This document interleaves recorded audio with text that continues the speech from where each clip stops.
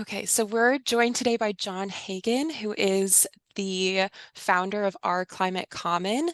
And I'm just going to go ahead and pass along to John because I think he's going to do a better job of explaining Our Climate Common and the work that he does. Okay, thanks, Aaron. It's sound check, still good on audio coming through. Okay. Well, good morning, everyone. It's good to see you on Friday the 13th. This is a topic I love to talk about, how to talk about climate change with sometimes with people who don't want to talk to you about climate change. This is it's really I must say it's about climate change communication, but everything I say is it could, if you want to talk about sustainability to people, all of the principles are exactly the same. So even though I use the word climate a lot, just plug in sustainability, it still applies. Although climate change is a little bit more politically charged, I think, than even sustainability right now. So this is a workshop originally developed by Tyler Kidder with the Onion Foundation. Maybe some of you have been to the workshop that Tyler's done. She started those in 2016 or 2017. She did them for something called the Maine Climate Table, not the Maine Climate Council. That's a entirely different entity.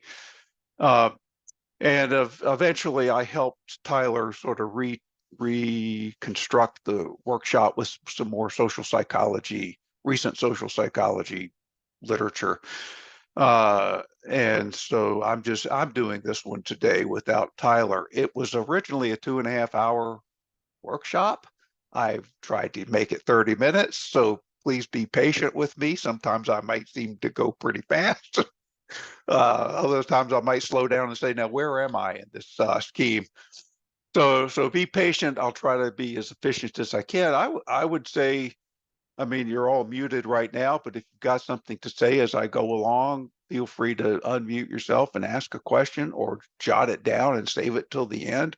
We should have time, but I'm really interested in what your experiences might be, struggles with communication, successes, failures, whatever. We're just trying to learn from each other today.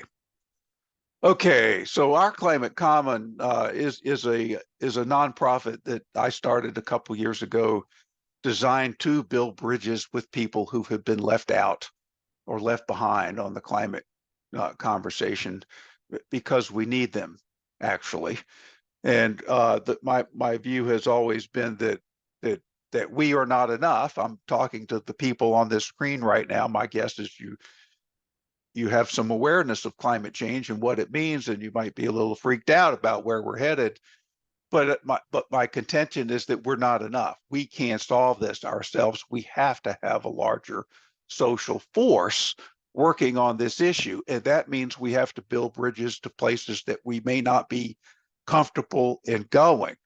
And maybe it's crossing political parties in ways we're not used to or don't want to, or just not that pleasant, or sectors of our economy that have been left out. And Our Climate Common kind of goes into those places intentionally with the purpose of working together on climate action. Uh, so we know the climate crisis or sustainability affects all of us, regardless of political affiliation. It's a polarizing topic, but our work, probably all of us, the reason you're here today is you want to expand, like I do, expand the participation in climate action. So we got to build a bigger force, and that's what we're talking about today: how to build a bigger force. So who are we trying to engage to build this force? Um, there are a couple. I think we can divide it into two groups. What I would call the climate in group. These are people that already think about climate change on a regular basis, and they understand the basics of the science. They get it. They know it's an issue. They know where we're headed. A lot of the environmental NGOs are working on climate change. A growing number of businesses, government agencies like Portland Sustainability, are increasingly working on this. So those are what I call internally the climate in group. I don't spend much time working with the climate in group because they're already engaged. They don't need to be activated. They're already working on it. So I spend more time on the climate out group uh, that don't think about climate change that often. They might, or sustainability, again, replace the words, that's fine. They may be skeptical of climate change. We've certainly seen plenty of skeptics out there. Um, they might be called interested bystanders. There are a lot of people out there that actually do would care about climate change. They would act on it, but they're really busy. They got kids to get to school or a job to get to and kids to get to school, and their lives are just flat out full, and they're exhausted by the time they get to the weekend, and they just don't have the bandwidth to engage on something that can seem apocalyptic at times. So I just need to live here. So those are, you might call interested bystanders. It's a group that could be engaged and motivated if you do it right and don't freak them out in the process. There's also people that have been excluded or left out of the climate conversation. I kind of think of fishermen and farmers, dairy farmers, people that have not been really well engaged on climate, maybe recently a little better, but largely they're busy too. Nobody's busier than a dairy farmer, as near as I can tell. Skeptics, denialists, activist opponents. There's some people that probably aren't worth worrying about. Active opponents, probably save your energy for interested bystanders. You'll have more luck. You'll spend your time better because the activist opponents just start. There's nothing you're going to say that can change them, and it's a small percentage, so wouldn't worry too much about them. So I'm going to go through some social psychology, some principles that sort of underpin how we go about communicating and connecting to people that haven't been connected with yet. There's some good things to know about a few principles to think about. One is that, and again, this comes from Tyler's work early on, humans are hardwired. That is to say, we're driven by emotions and we're not so much driven by logic. And I know we all would like to dispute that. Of course, we're all logical people. We read the numbers, we make our decision. Well, we don't actually. I'm an ecologist, scientist, and even I, am driven by emotions. And so no matter how hard we try to say we're fact-based, we are, even the best of us are driven by our emotions. And it's good to understand that when you're trying to engage with someone new outside your usual circle, is that the upstairs brain, or sometimes it's called the left brain because the left brain is more mathematical and logic oriented. Uh, and Tyler called it the upstairs brain here, responsible for decision making. The more primitive brain is the right brain, which is the downstairs brain and more emotionally driven. And the downstairs brain is very powerful. It can overrule the upstairs brain. So you just have to remember that's how our brains work. It's not our fault. It's unfortunately how we're built. So sometimes, well, actually, all the time, almost, logic and numbers and facts don't really persuade anyone. You've got to come through emotions. There's some exceptions to that, which maybe we can talk about at the end. Confirmation bias is another. It's been sort of in the social psychology arena for 20 years or so, but it's gained more ground lately. In the last few years, you probably run into this term where we all filter information that, and we just select the information that conforms to how we think about something already anyway. So that's a real danger if you're trying to weigh the facts and really, if your left brain is trying hard to collect information, the right brain is overruling it and saying, well, you're only going to read that article or that newspaper or that social media because that makes me feel good. That's what I think already, and that's a real danger. And as a scientist, and I'm aware of this. I work really hard. Like if I see something that contests climate change, I will track that down and read it and make sure I understand what they're saying and is there a scientific basis to it? Because if there is, I want to know about it. I want to be informed. So confirmation bias, we've all got it. Need narrative network is a framing that I found really useful by a social psychologist at the University of Maryland named R.E.A. Kruglansky, and I can send you some references if you'd like them later. But the reason he came up with this need narrative network. Everybody has a need narrative and a network. I like it because it's three ends. I can remember it really easily. And if I'm trying to engage someone that I don't know, I just keep need narrative network in my brain and I kind of work through this. So we all have, and I'll explain what each of these are in a second, but we all have, and these three ends go, all of us here today have a need narrative network. People we want to engage have need narrative networks. The need is understanding what a person's need is can help you have a conversation with them at a fundamental level. We all want to be respected and valued. And so we all need to be respected and valued. That's sort of a basic across the board.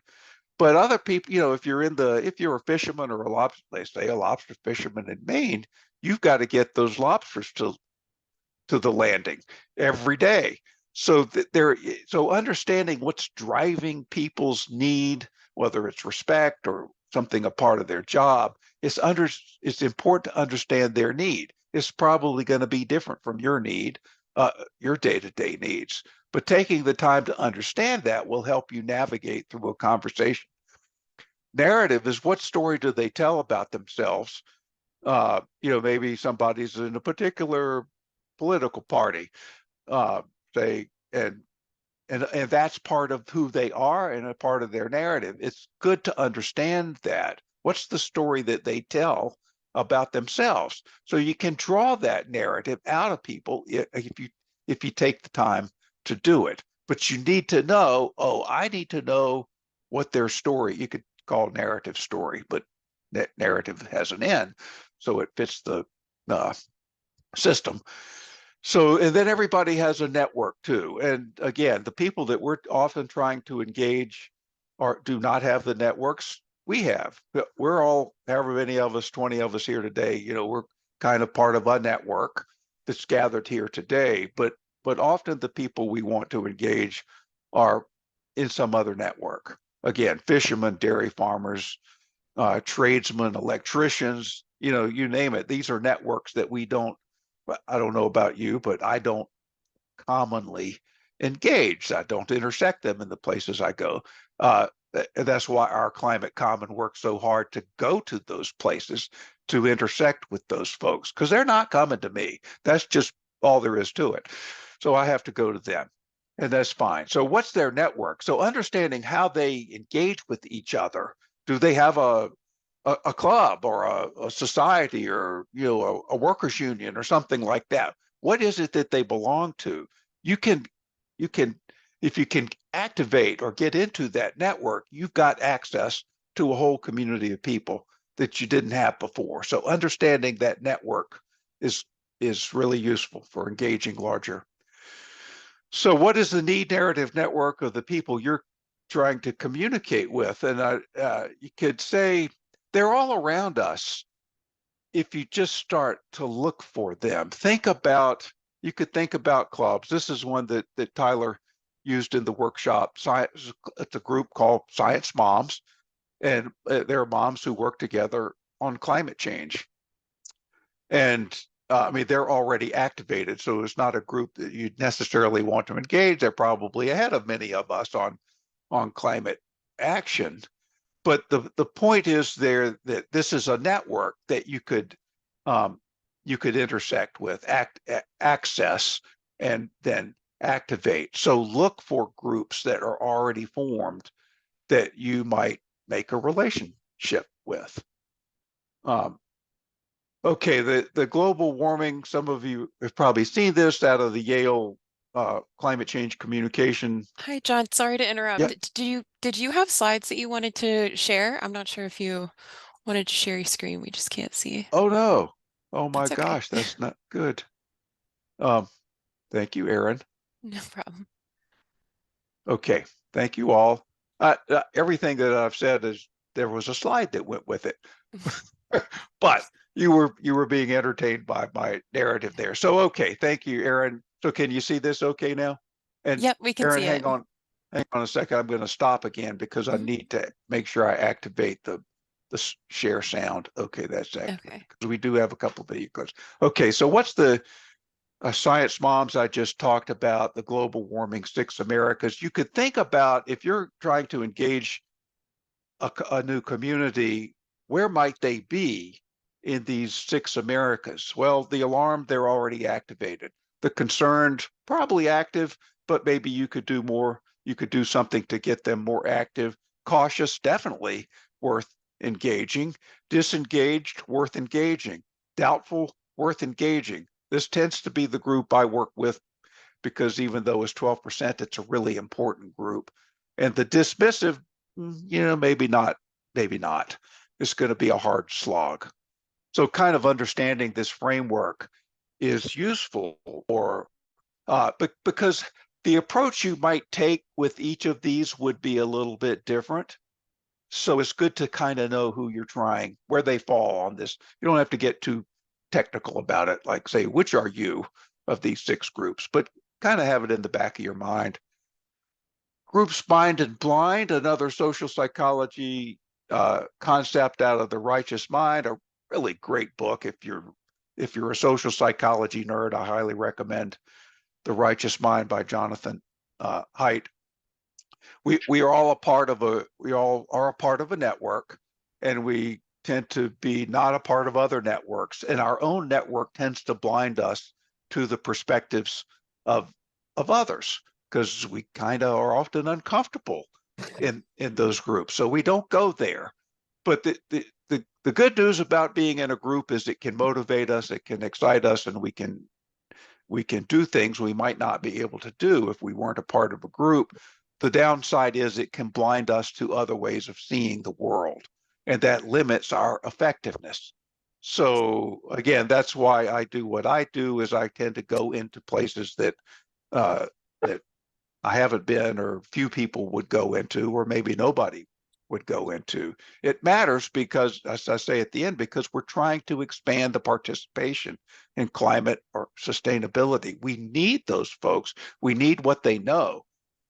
So that's the reason. So who think about a bit about who you're trying to engage.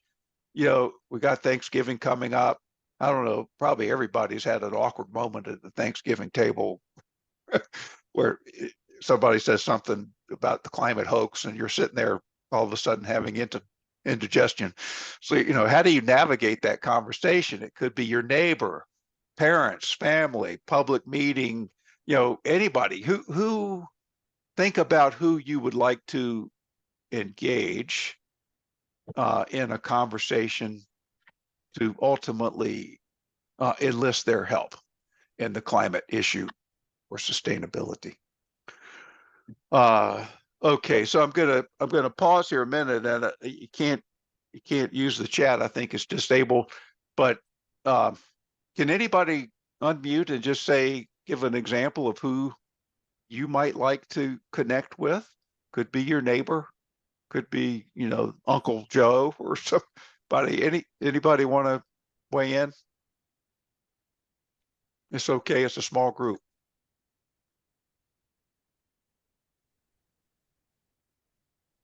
I Uh, would like to engage coworkers Mm-hmm. when we're just having conversations about things. Mm-hmm. Yep. Right. I And would like coworkers to. can be a difficult group because you're seeing them every day. You got to get along with them. So sorry, somebody else. Oh, no, no worries. I was gonna say my in-laws. Yeah, in-laws are notorious. They're right at the top of the list. uh, Anybody else? Think of anybody?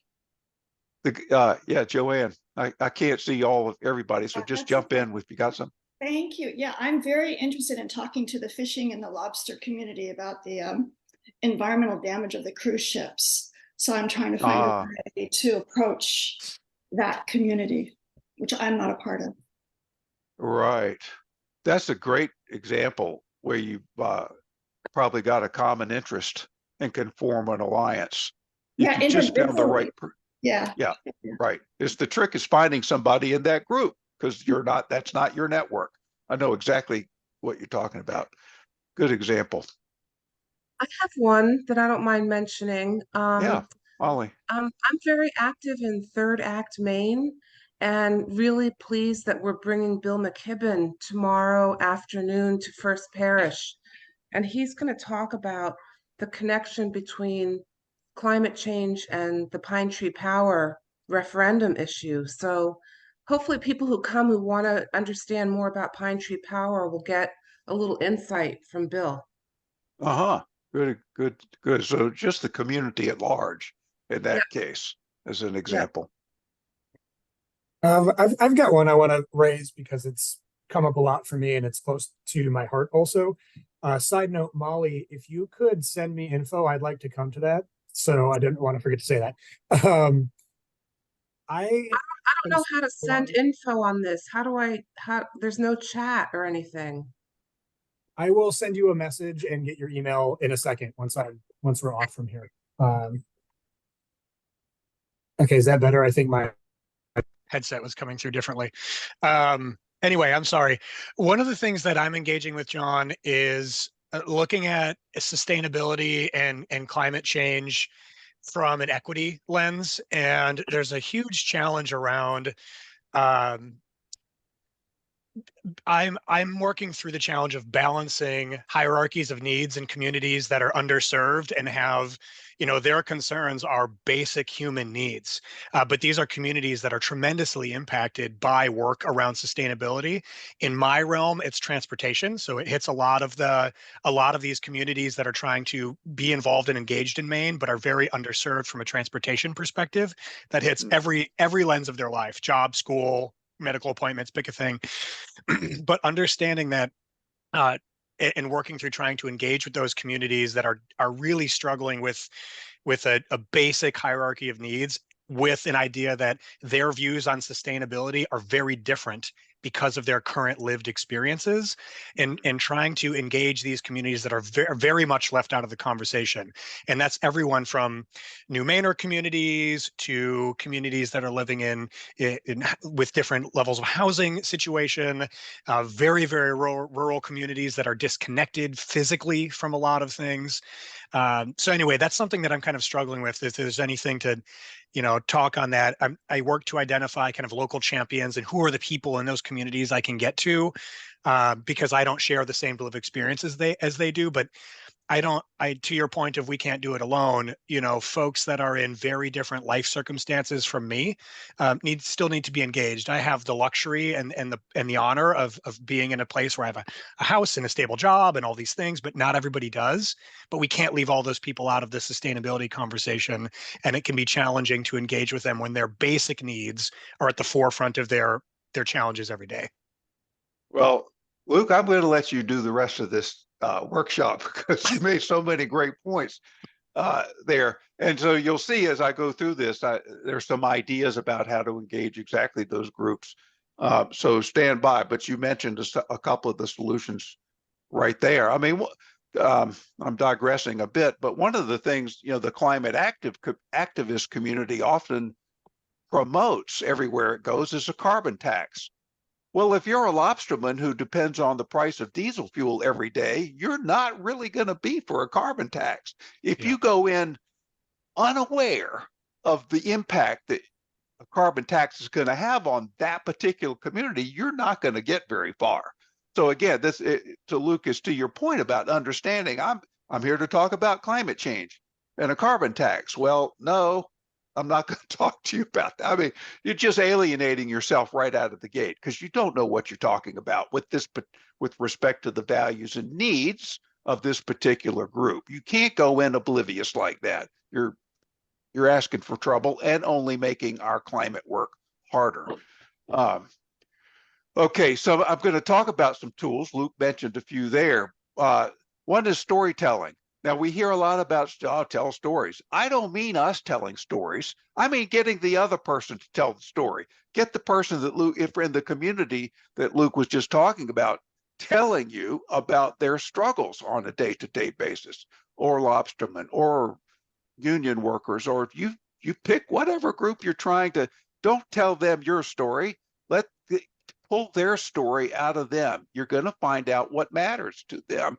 And that's going to give you a toehold on, oh, I see what you care about. I can make that better.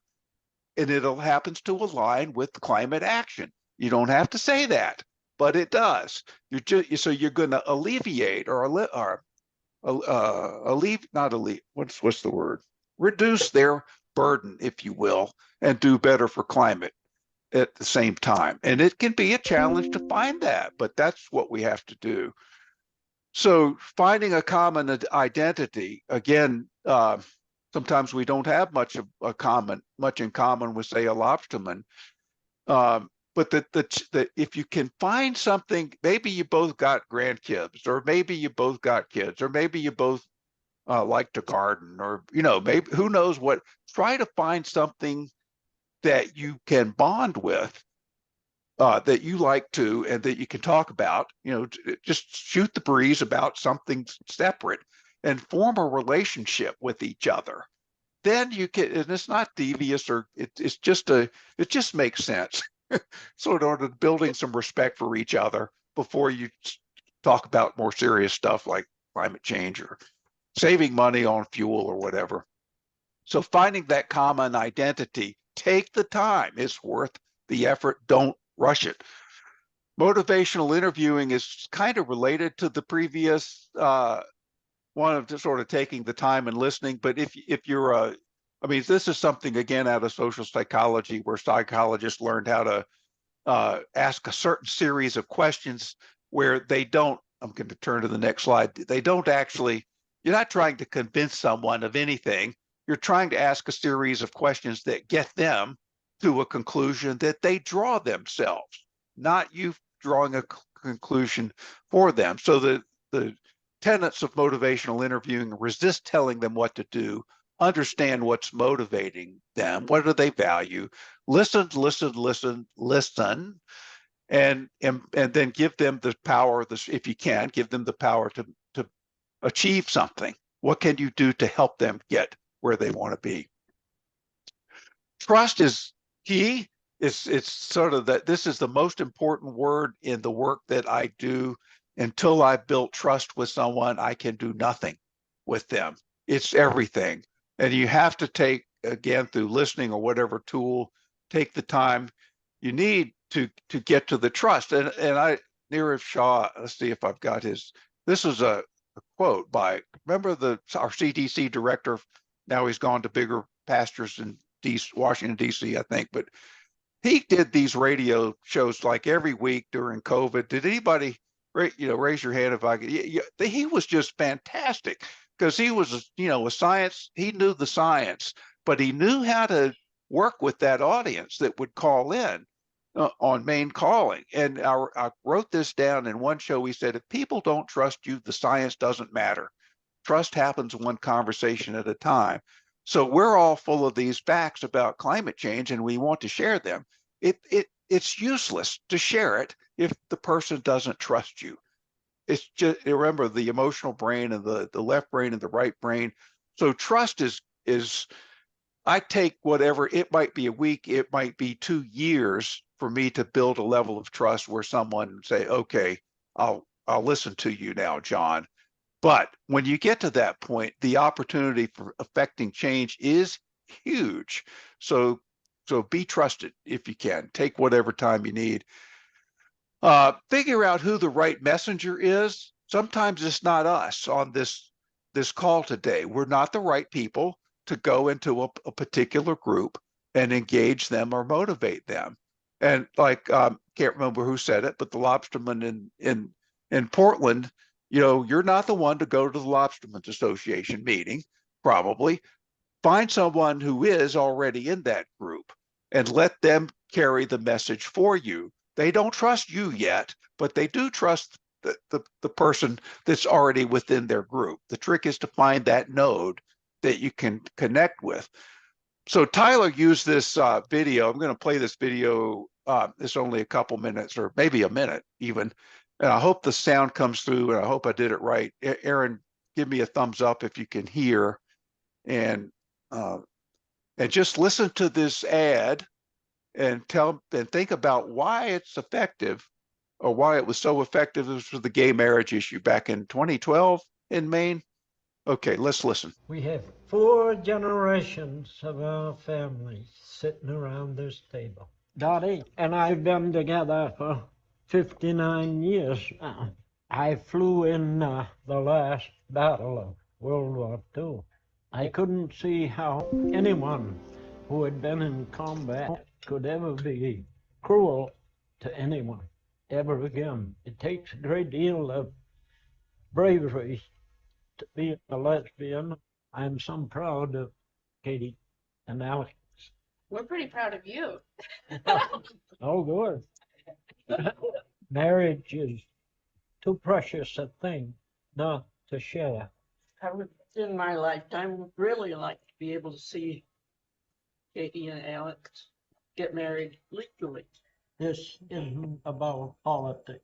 It's about family and how we as people treat one another. So why do you think that was so effective? First, it makes your heart stop for a second, but it was he's white, he's old, he's a war hero, he looks conservative. I don't know whether he is or not, but he's not okay. Well, he's maybe a little bit in my group, but he's not in most of your group. So he's not who you would expect to tell this message, and he is going to be trusted by people that wouldn't necessarily trust any of us. So he's a better messenger than any of us would be, say, to tell this message. So find a messenger, if you can, that is a better representative of the message you're trying to take into a new community. We have 4. Oops. Yep. All right. A couple more tools. Be honest about what you don't know. This builds trust. If you say, I don't know how that's going to work out, or if you just say it, because when you show some humility, it builds trust in you.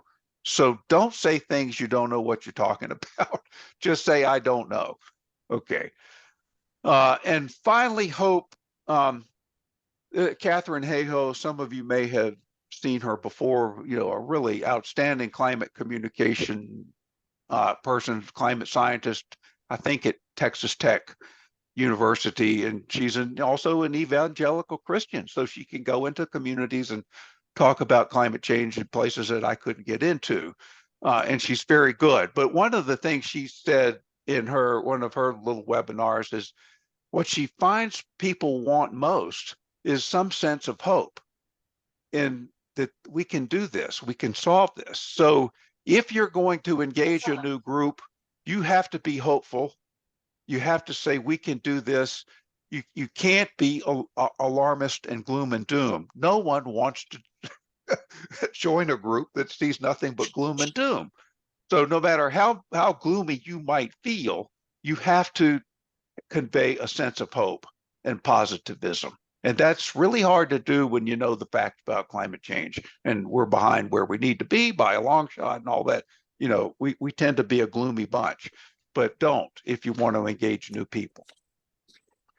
Okay, I'm going to play this, and that's going to be the end of and then we can open it up. This is like 4 minutes, but this sums up in 4 minutes everything all the tools I can think of that I use on a regular basis, and I wanted you all to have this too, and I can send you the YouTube link later. Okay, here we go. Talking about climate change can be tough. I mean, it's not like something you can just casually bring up in conversation. But it's such a big, important topic. We can't just ignore it. And while you can't fix climate change all by yourself, you do have the power to affect the people in your life. So let's talk more about climate change. Here's how. First, think about all the things you want to say about climate change, and don't say them. Really. You see, if you just start going off on how bad climate change is, people are probably going to shut down.